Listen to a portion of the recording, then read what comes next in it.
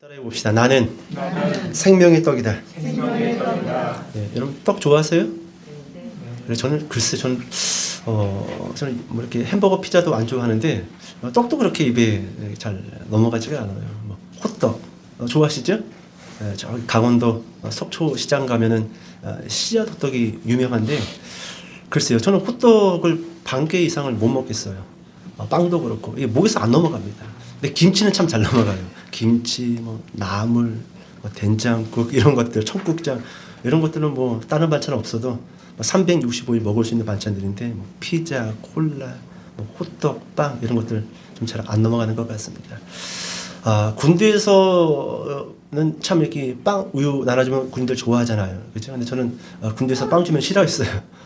그래서 이렇게 후임들 준다든지 그냥 빵 좋아하는 선임들 이렇게 줬던 기억들이 있습니다. 예화를 통해서 오늘 좀 본문 좀 시작해 볼까요? 여러분 여러 마을을 떠돌아 다니면서 떡을 파셨던 할머니가 계십니다. 떡도 실하고 맛있고 값도 싸요. 그러니까 인기가 많지요. 사람들이 마을에 떡 파는 할머니가 딱 들어오면은 떡을 이렇게 하나씩 사가지고 갑니다. 그런데 한 번 사가지고 간 사람만 있는 게 아니에요. 사가지고 집에 가서 먹고 곧장 뛰어와서 떡을 10배, 20배, 30배 사가지고 또 가는 거예요. 할머니가 기분이 좋을까요? 안 좋을까요? 근데 안 좋아하시는 거예요. 안 좋아하죠. 그리고 마을을 떠납니다. 다른 마을로 가셔요. 다른 마을로. 또 다른 마을에 가서도 또 떡을 팝니다. 사람들이 떡을 하나씩 사가지고 집에 갔다가 얼른 뛰어와서 또 훨씬 많이 떡을 사가지고 집으로 뛰어가는 거예요. 할머니가 또 안 좋아하셔요. 떡을 다 팔았는데도. 또 다른 마을로 또 가셔요. 마찬가지예요. 사람들이 한 번 떡을 사가지고 집에 가서 먹고 곧장 뛰어와서 10배, 20배 떡을 사가지고 집으로 돌아갑니다. 자, 이 마을에서도 떡을 다 팔고 이제 할머니가 인상을 찡그리시고 한숨을 내쉬면서 보따리를 꾸리고 있는데 자그마한 이 계집아이가 할머니에게 온 거예요. 그래서 할머니에게 금화 하나를 내밀면서 뭔가 이야기를 하려고 하는 겁니다. 그래서 할머니가 이렇게 이야기하죠. 왜? 그 금화 동전만큼 떡을 달라는 거냐? 응? 그랬더니 이 자그마한 계집아이가 이렇게 이야기합니다. 아니에요 할머니. 제가 떡을 사가지고 집에서 먹었는데 뭐가 씹혀서 봤더니 금화가 나왔어요. 제게 아니고 할머니 거라서 제가 할머니 가져다 드리려고 했어요. 좀 예화이긴 하지만 이 할머니는 상당히 재력가였습니다. 그리고 이 건실한 사업체도 여러 개가 있었어요. 그것을 물려줄 정직한 사람을 찾고 있었던 거예요. 그 아이가 당첨됐겠지요? 예. 여러분 사람들은 떡에 관심이 있었던 거예요. 떡 속에 금화가 관심이 있었던 거예요. 금화지요. 물론 떡도 맛있었지만 이게 웬 금이지? 웬 금이지? 여러분 의외로 여러분 우리가 살고 있는 사회 속에서요. 건실한 기업을 가지고 있는 CEO들 중에 정직한 사람을 찾고 있는 사람들이 의외로 많습니다. 꼭 예화에만 있는 이야기가 아니에요. 아닙니다. 여러분 오늘 본문도요. 이 예화와 비슷하게 본문이 출발되어집니다. 우리 본문으로 돌아와서 우리 22절부터 26절까지 조금 길지만 한번 쭉 읽어보도록 할게요. 22절부터 26절까지. 자 시작. 이튿날 바다 건너편에 서 있던 우리가 배가 안쳐 배에 다른 배가 거기 없는 것과 또 어제 예수께서 제자들과 함께 그 배에 오르지 아니하시고 제자들만 가는 것을 보았더니 그러나 디베라에서 배들이 주께서 축사하신 후 그곳에 가까이 왔더라. 무리가 거기에 예수도 안 계시고 제자들도 없음을 보고 곧 배들을 타고 예수를 찾으러 가버나움으로 가서 바다 건너편에서 만나 라비여 언제 여기 오셨나이까 하니 예수께서 대답하여 이르시되 내가 진실로 진실로 너희에게 이르노니 너희가 나를 찾는 것은 표적을 본 까닭이 아니요 떡을 먹고 배부른 까닭이로다. 아멘. 앞을 볼까요? 여러분 오병이어 표적 다음 날입니다. 사람들은 어제 떡 먹었던 장소로 예수님을 찾아왔어요. 근데 우리가 방금 본문을 읽었지 않습니까? 떡 먹었던 장소로 사람들이 찾아온 이유에 대해서 본문이 설명해 줍니다. 어제 보니까 오병이어 표적 이후에 예수님이 제자들만 배를 태워서 가버나움으로 보냈단 말이에요. 그리고 예수님은 그 배에 오르지 않았단 말이에요. 그러니까 사람들은 다음 날 아마 예수님이 제자들과 배를 함께 타고 가지 않았기 때문에 떡 먹었던 장소에 계실 것이다 라고 생각을 했던 것 같습니다. 그래서 지금 얼마나 많은 사람들이 왔겠어요. 막 또 그 예수님에게 뭐 먹으려고? 떡 먹으려고. 예수님에게 관심 없어요. 항상. 예수님이 뭐 줄까? 내 미래에 어떤 꽃길을 예수님이 열어주실까? 여기에만 관심이 있단 말이에요. 떡 먹었던 장소에 가서 예수님을 아무리 찾아보고 예수님 찾아도 계셔요, 안 계셔요? 안 계시죠. 우리는 알잖아요. 예수님이 그 바다 위를 뚜벅뚜벅 걸어서 배에 오르신 후 가버나움을 가셨단 말이죠. 자, 그래서 사람들이 여기 안 계신 것 같다. 여러분, 가버나움은 예수님과 사도들의 숙소가 있었던 장소입니다. 그래서 가버나움에서 여러 가지 표적들이 이 사복음서에 기록되어져 있단 말이죠. 안 되겠다. 아무래도 숙소가 있는 가버나움으로 가신 것 같다. 그래서 이 사람들이 막 배를 타고 이제 가버나움으로 갑니다. 그리고 그 가버나움에서 예수님을 만나게 됩니다. 여러분, 이 사람들 전날에 떡을 배불리 먹었던 사람들, 그리고 그 다음날 예수님을 찾아서 이렇게 열심을 내는 사람들, 겉으로 봤을 때는 참 열심히 있는 종교인들 같잖아요. 겉으로 봤을 때는 예수님을 사랑하고 예수님을 따르기 위해서 무언가 결단한 사람들 같잖아요. 그런데 여러분, 아더 핑크라는 유명한 기독교 신학자이자 목회자이면서 저술가가 있어요. 아더 핑크. 저도 이분의 어려운 주석을 몇 권 읽다가 포기했던 그런 기억들이 있는데, 이 아더 핑크 신학자가요, 지금 오늘 본문에 등장했던 이 유대인들을 이렇게 표현했단 말이죠. 기독교가 자신의 목적에 부합할 때 기독교적인 외투를 입는 사람들이다. 한 번 더 읽어드릴까요? 기독교가 자신의 목적에 부합할 때 기독교적인 외투를 입는 사람들이다. 그러니까 여러분, 이 사람들은 언제든지 간에 교회가, 그리고 예배가, 예수님이 내가 원하는 목적에 부합하지 않을 때 그 옷을 벗어버리고 교회를 떠날 수 있는 사람들이라는 거예요. 이 사람들. 그러니까 아더핑크가 아주 정확하게 이 유대인들에 대해서 정리를 했단 말이에요. 기독교가 나의 목적에 부합할 때 언제든지 기독교적인 외투를 입는 사람들이 있지만, 그 목적에 부합하지 않는다고 한다면 언제든지 나는 입술을 닫아버리고 교회의 발길을 끊어버리고 성경을 덮어버릴 수 있는 사람들이라는 거예요. 이래서 예수님이 이 사람을 싫어했던 거예요. 여러분, 이런 사람들 되시면 안 돼요. 이러면 안 돼요. 끝까지 예수님 믿으시길 바랍니다. 끝까지 믿으세요. 자기 수준에서 예수님을 이해하고 자기 수준에서 예수님을 상대하려고 하지 마세요. 언제든지 외투를 입고 벗을 수 있는 사람들이다. 여러분, 볼까요? 오늘 본문. 여러분, 오늘 본문은요, 이 7장 시작하기 전까지 예수님의 아주 긴 설교가 기록되어져 있습니다. 적어도 예수님의 설교가 어디서부터 어디까지인가 보면은 6장 26절부터 59절까지가 예수님이 가버나움 회당에서 오병이어 현장에 있었던 유대인들을 앉혀놓고 한 아주 긴 설교예요. 아주 깁니다. 이 목회자들은 특별히 요한복음에 들어와서 이 수다장이 예수님의 긴 담화나 설교를 접할 때마다, 야, 이 긴 담화와 설교를 어떻게 30분에서 40분 설교로 압축할 수 있을까? 이게 고민이에요. 저도 고민입니다. 이 앞장에서 한 번 고민이 있었고, 오늘 또 이 6장 후반부에 와서 한 번 더 고민이에요. 예수님은 엄청 수다쟁이에요. 짧게 이야기하면 그 주제를 가지고 설교를 묵상해서 정리하면 되는데 워낙 길어요. 그리고 그 안에서 점점 광범위한 말씀을 하신단 말이에요. 이거 어떻게 줄여나갈까?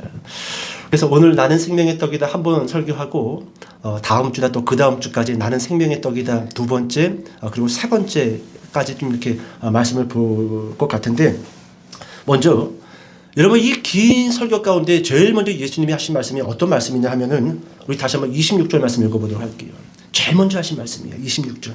큰 목소리로 읽어볼게요. 시작. 예수께서 대답하여 이르시되 내가 진실로 너희에게 이르노니 너희가 나를 찾는 것은 표적을 본 까닭이 아니요 떡을 먹고 배부른 까닭이로다. 아멘. 지금 여러분, 지금 첫 번째 예수님의 말씀이 뭐냐면, 너희가 나를 찾는 것, 너희가 나를 찾아온 그 이유는 표적을 통해서 뭔가 깨달음을 얻고 나를 찾아온 것이 아니라, 어저께 내가 준 그 떡을 배불리 먹고 그 떡 때문에 나를 찾아왔다는 거예요. 지금 여러분, 질문 좀 해봅시다. 여러분들은 하나님을 왜 믿습니까? 여러분들은 무엇 때문에 기도를 하고 무엇 때문에 예배를 드립니까? 여기서부터 우리의 신앙을 다시 한번 좀 정립할 필요가 있어요. 자칫 잘못하면 우리도요, 내 목적에 부합하지 않으면 옷을 벗을 수 있는 사람이라는 거예요. 손줄로 하느냐? 넘어질까 조심하라. 여러분, 우리의 구원은요, 끝까지 확인해야 돼요. 끝까지. 적어도 10년, 20년, 30년 신앙생활 했던 사람들 여러분들 좀 돌아봤을 때 내가 그렇게 10년, 20년 신앙생활해서 지금 내가 가지고 있는 열매가 뭔지를 좀 확인해 보라는 거예요. 과거에 뭘 했던 아무 상관없습니다. 지금 그래서 어떤 열매가 맺어졌냐라는 거예요. 여러분 구원에 있어서요. 예수님은요. 뭐 이런 말 저런 말 다 뒤에 두시고 열매로 그들을 알리라라고 이야기했어요. 열매로. 아닌 것 같았는데 열매가 싱싱해요. 긴 줄 알았는데 열매가 없어.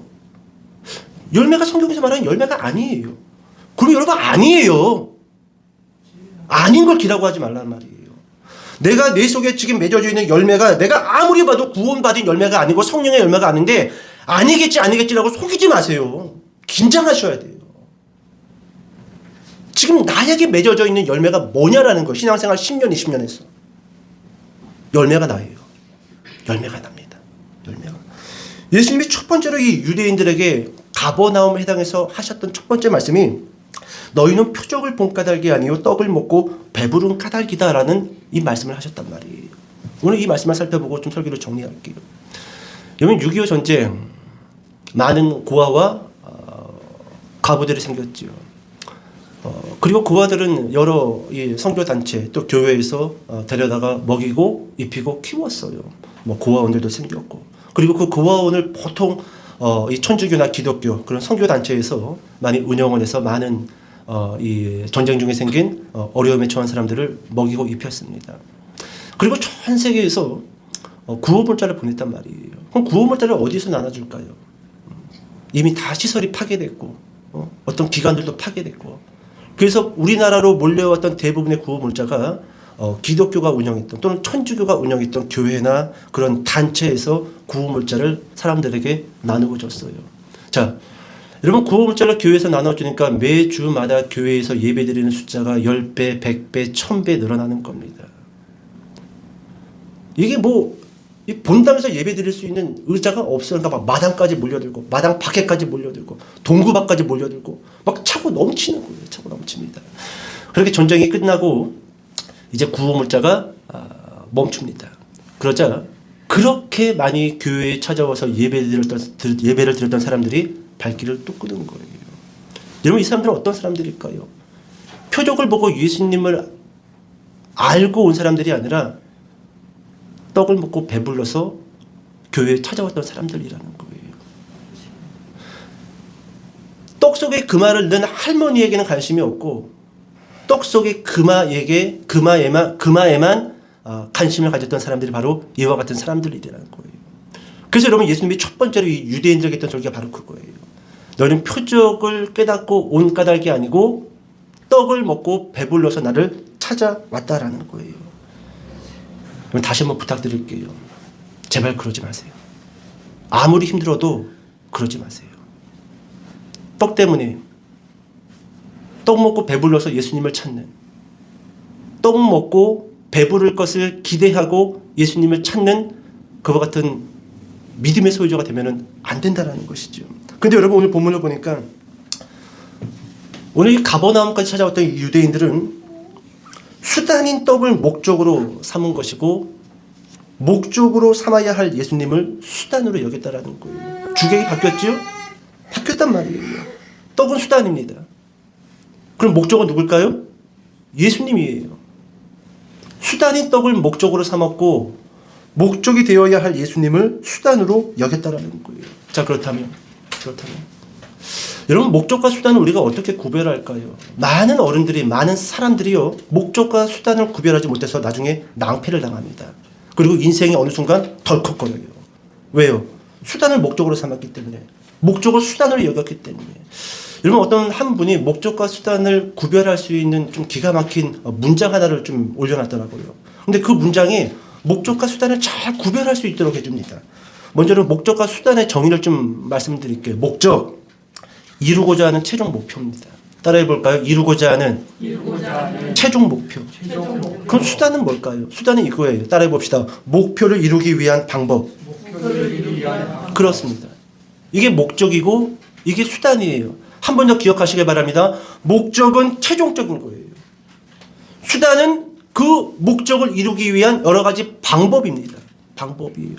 그런데 보통의 사람들이 수단을 목적으로, 목적을 수단으로 여기고 살다가 덜컹거리는 거예요. 살아보니까 이게 아닌 거예요. 잘못 산 거예요. 잘못 생각했단 말이죠. 좀 이렇게 생각해 볼게요. 목적과 수단을 구별할 수 있는 방법. 좀 엉뚱한 문장으로 제가 좀 하겠지만 좀 잘 들어보세요. 만약에 어떤 사람의 목적이 돈을 많이 버는 것이다. 오늘날 현대인들의 99%는 이게 목적 아닐까요? 돈을 많이 버는 것. 그래야 장땡인 것.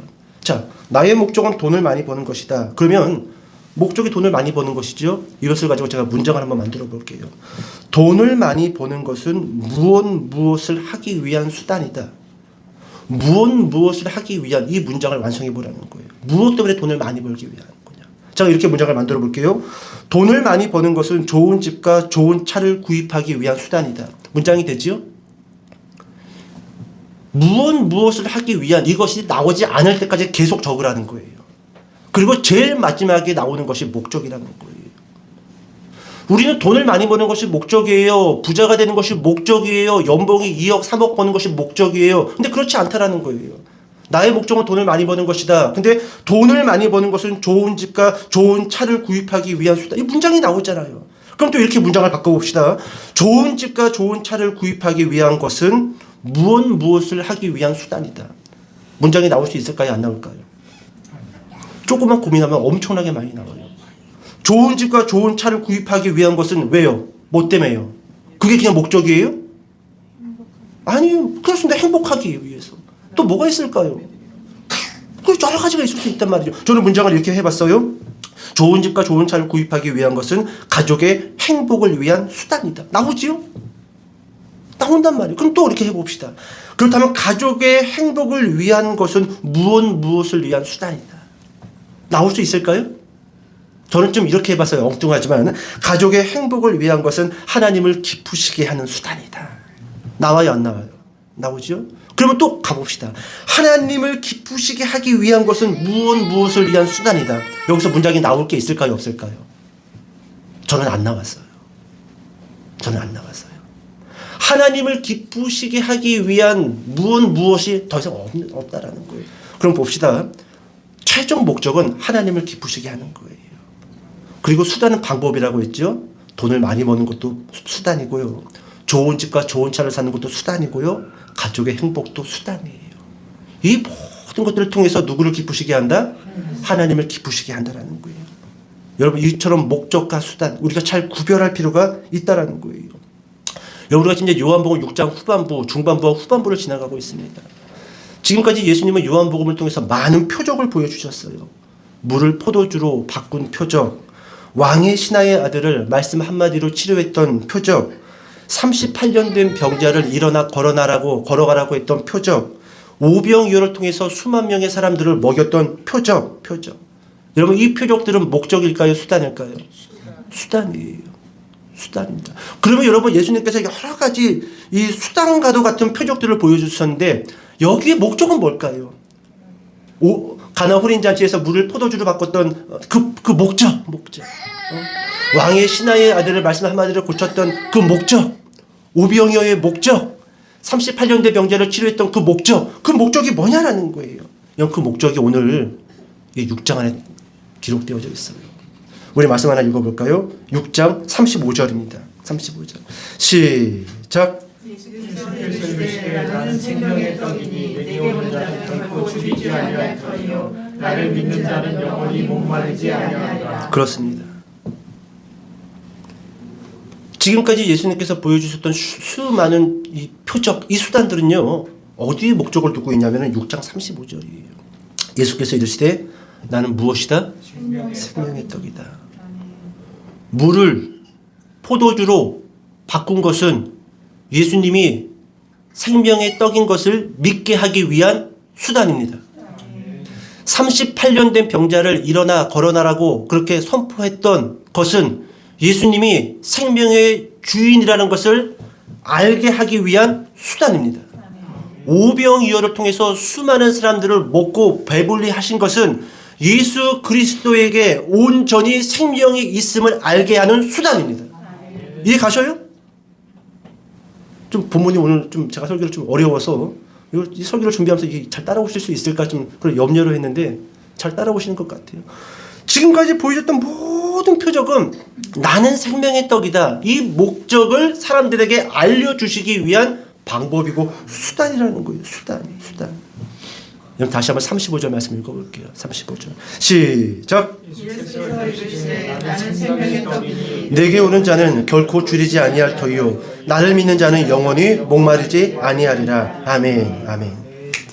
여러분 이 말씀만 잠깐 살펴보고 오늘 설교를 좀 정리합시다. 여러분 1963년도 6월 출산 중 의사의 부주의로 소뇌를 다쳐 살아날 가능성이 없었던 한 여자 아이가 있었습니다. 여러분도 잘 알고 있는 사람이에요. 예, 송명희 시인입니다. 송명희 시인.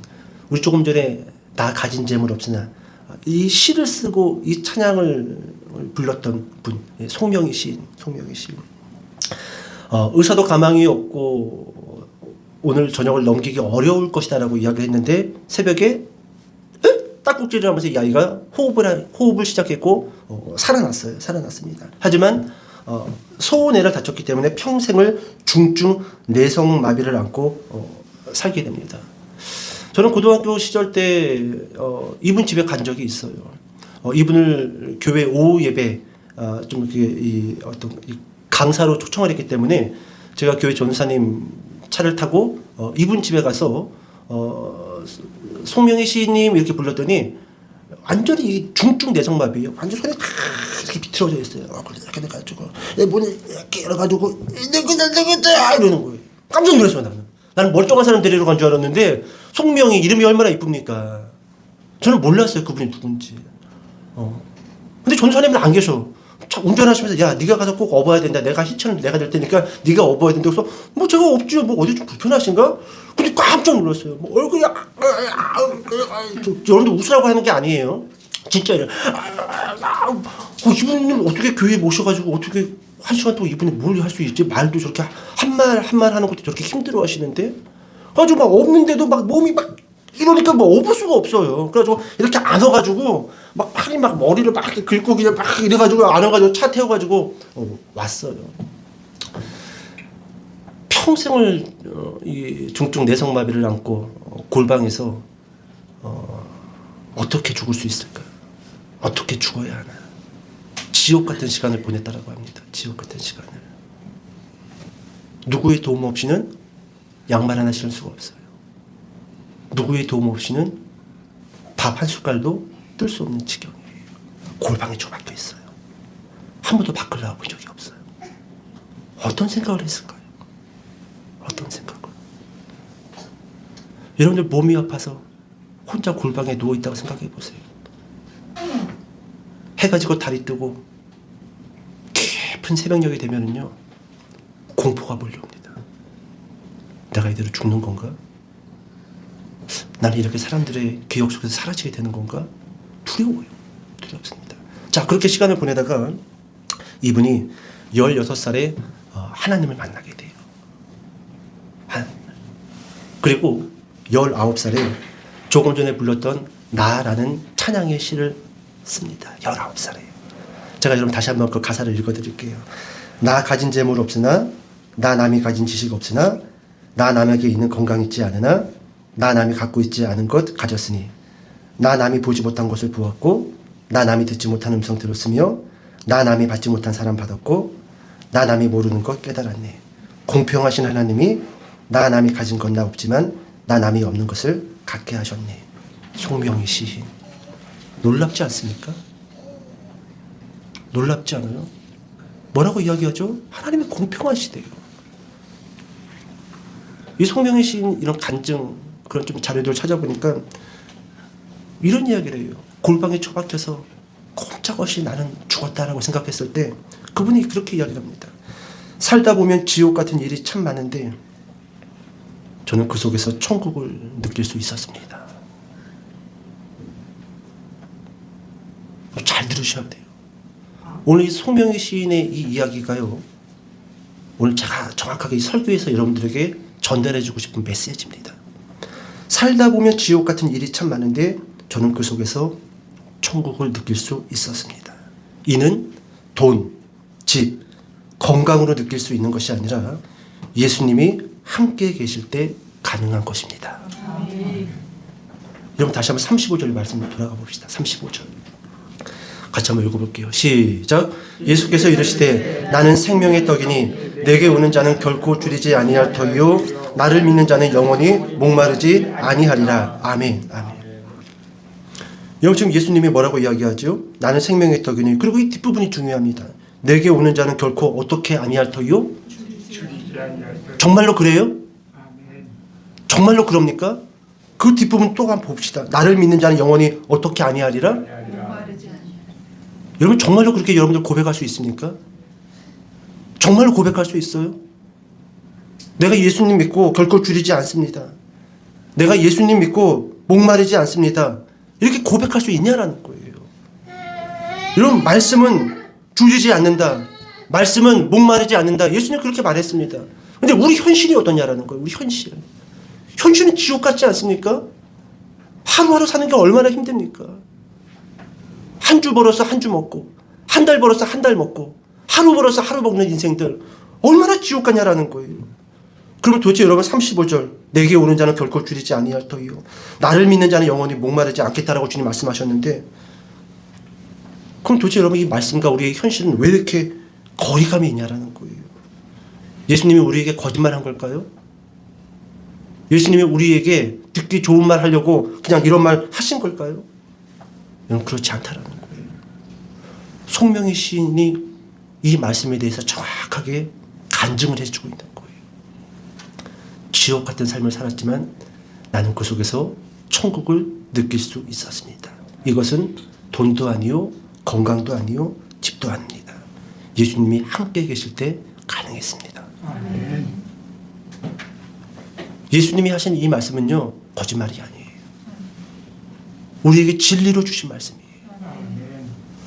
우리는 지금도 수단, 내가 생각하는 그 목적의 수단, 그 수단이 이루어지지 않기 때문에 힘들어한다고 이야기를 합니다. 목적으로 달려갈 수 없다라고 이야기합니다. 근데 여러분 이 송명의 시인을 통해서 35절을 보면은요 예수님과 온전히 함께하는 사람은요 더 이상 수단에 매이지 않는다는 사실을 알게 돼요. 부자가 되는 겁니다. 그 부자라는 수단에 매이지 않아요. 좋은 집과 좋은 차를 사는 겁니다. 거기도 매이지 않아요. 더 이상 수단이 사라진다는 거예요. 목적 하나가 있으면 완성돼 버리는 거예요. 여러분 예수님이 이 송명의 시인과 그 골방에 함께 있다 쳐봅시다. 근데 송명희 씨는 여전히 몸이 이러고 있는데요. 그 모습을 안 봤으면요. 잘 느낌이 안 올 거예요. 온몸이 뒤틀려 있어요. 얼굴도 뒤틀려 있어요. 다 뒤틀려 있어요. 근데 어떻게 이런 고백을 할 수 있냐라는 거예요. 근데 이분은 고백하잖아요. 예수님과 함께 있더니 목마르지 아니하고 줄이지 않습니다. 아멘. 분명한 목적에 붙잡히니까 더 이상 수단에 매이지 않는다라는 거예요. 여러분 누가복음 19장에 보면은 우리가 잘 알고 있는 인물이 등장합니다. 세리장 삭개오예요. 삭개오. 여러분 이 세리장 삭개오 이 사람의 목적은 뭐였을까요? 돈을 많이 모으는 거였어요. 그러니까 세리장 하지요. 유대인들에게 죄인 중에 죄인 그 취급받으면서도 세리장 한단 말이에요. 이게 이 사람의 목적이었단 말이에요. 하루는 마을에 예수님이 지나갑니다. 키가 작아서 예수님을 볼 수가 없어서 무화과 나무 위에 올라가서 지나가는 예수님을 쳐다보다가 예수님이 삭개오를 보고 내려와라. 내가 오늘 너희 집에 가서 하룻밤 유하여야겠다. 그 여러분 누가복음 19장 가서 보면은요 예수님을 영접했다라고 이야기합니다. 영접했다. 그리고 예수님을 영접한 이후에 돈이 인생의 목적이었던 삭개오가 목적이 바뀌기 시작을 합니다. 제가 잠깐 읽어드릴게요. 삭개오가 서서 주께 여짜오되 주여 보시옵소서 내 소유의 절반을 가난한 자들에게 주겠사오며 내 소유의 절반을 가난한 자들에게 만일 누구의 것을 속여 빼앗은 일이 있으면 내 갑절이나 갚겠나이다. 이것은요 소유의 일부를 주겠다는 게 아니라 자신의 모든 소유를 다 팔아가지고 가난한 자들에게 나눠주겠다라는 거예요. 삭개오의 목적이 뭐였어요? 돈을 많이 버는 거였단 말이에요. 근데 예수님을 영접한 이후에 예수님을 믿은 이후에 그의 목적이 바뀌었어요. 더 이상 수단과도 같은 것들이 그를 붙잡을 수 없게 됐다는 거예요. 여러분 35절에서 예수님이 이렇게 이야기했어요. 두 개의 문구만 기억하세요. 내게 오는 자는 나를 믿는 자는. 여러분 기독교인들 중에요, 자신이 원하는 것들이 이루어지지 않자 너무너무 힘들게 신앙생활하는 사람들이 많이 있습니다. 물론 충분히 이해해요. 인간이기 때문에. 근데 저는 오늘 35절에 예수님이 하시는 이 말씀을 좀 붙잡았으면 좋겠어요. 내게 오는 자는 결코 줄이지 아니할 터이요. 내게 오는, 정말로 여러분들이 그 인생의 노예처럼 붙잡혀서 힘들어할 때 정말로 예수 그리스도에게 온전히 달려갔냐라는 거예요. 달려갔냐라는 거예요. 그냥 줄이지 아니할 것이오가 아니라 내게 오는 자는 줄이지 아니할 터이요. 예수님이 거짓말로 하신 말씀은 아니잖아요. 나를 믿는 자는 목마르지 아니할 것이요. 정말로 주님께 달려갔는데, 정말로 주님을 영접하고 정말로 뜨겁게 주님을 믿었는데, 그런데도 목마르고 줄이다라고 한다면 글쎄요, 저는 목사로서 더 이상 할 말이 없습니다. 근데 수많은 신앙의 간증인들과 성경의 인물들을 보면은요, 자신이 생각했던 그 목적, 그리고 그것을 이루기 위해서 수많은 가지 방법과 수단, 근데 하나같이 예수를 온전히 영접할 때 모든 수단과 방법을 다 버려버리더라는 거예요. 그리고 그 수단과 방법도 하나님께 맡기고 오직 하나에 붙들립니다. 주님과 동행하는 삶. 주님과 동행하는 삶. 저는 오늘 우리가 이 나는 생명의 떡이다, 특별히 이 35절의 말씀을 좀 마음에 품고 돌아갔으면 좋겠습니다. 내게 오는 자는 결코 줄이지 아니할 터이요 나를 믿는 자는 영원히 목마르지 아니하리라. 아니하리라. 우리 같이 한번 또 35절 말씀 한번 더 읽어볼까요? 시작. 예수께서 이르시되 나는 생명의 떡이니 내게 오는 자는 결코 줄이지 아니할 터이요 나를 믿는 자는 영원히 목마르지 아니하리라. 아멘. 여러분 말씀을 믿으세요. 말씀을 믿으세요. 말씀을 믿으세요. 왜 지금도 하나님의 사람들이 건재하게 예배를 드리고 있을까요? 이 말씀을 통해서 이 말씀이 사실이라는 것들을 깨달은 사람들이 교회마다 탁 뿌리를 받고 서 있는 거예요. 그리고 이러한 사람들이 교회에 많아져야 돼요. 긴가민가 아닌 것 같아 아닌 것 같아. 이런 사람들이 교회에 많아지면 안 돼요. 말씀을 통해서 이 말씀이 사실이었구나. 정말로 예수 그리스도와 함께 동행하고 예수 그리스도를 온전히 영접했더니 내가 생각했던 수만 가지 방법과 수단은 더 이상 의미가 없구나. 오직 그분과 함께 동행하는 것만이 가장 중요하구나. 중요하구나. 이것을 경험하고 이것을 체험했던 사람들이 교회에 많이 있어야 돼요. 그리고 그 사람들을 통해서 믿음이 전파되고 그 사람들을 통해서 신앙의 간증이 흘러가고, 그래야지 여러분 교회가 새로워질 수가 있고 교회를 통해서 세상에 줄 수 없는 기쁨과 평안을 사람들에게 제공할 수 있다는 것이죠. 이제 설교를 마칩시다. 여러분 곡식을 먹고 사는 참새가 고기를 먹는 독수리를 부러워하지는 않습니다. 푸른 초장에서 풀을 뜯어먹는 양떼가 짐승을 잡아먹는 사자를 부러워하지는 않습니다. 왜냐하면 먹는 양식이 다르고 사는 세계가 다르기 때문이에요. 여러분 우리가 세상 사는 사람들을 보면서 부러워하면 안 돼요. 왜요? 우리는 사는 세상이 다르고 먹는 음식이 다르기 때문에 그렇다는 겁니다.